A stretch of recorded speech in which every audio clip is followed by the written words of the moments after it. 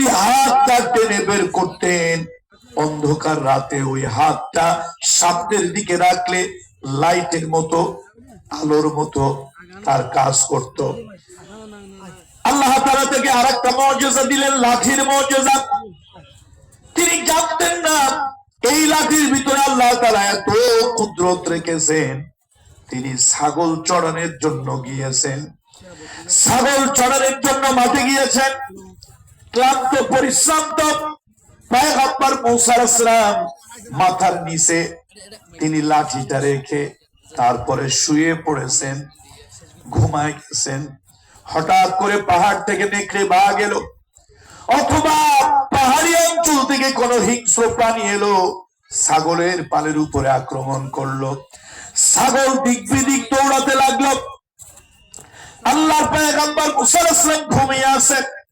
লাঠির মধ্যে যে এত বড় মুজিজা তার জানা নাই। ওই লাঠি উঠে গেল,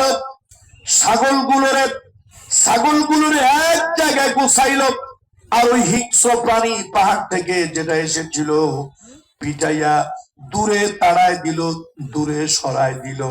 আবার লাঠিটা আগের মতো পয়গম্বর মুসার মাথার নিচে এসে বালিশ হয়ে গেল।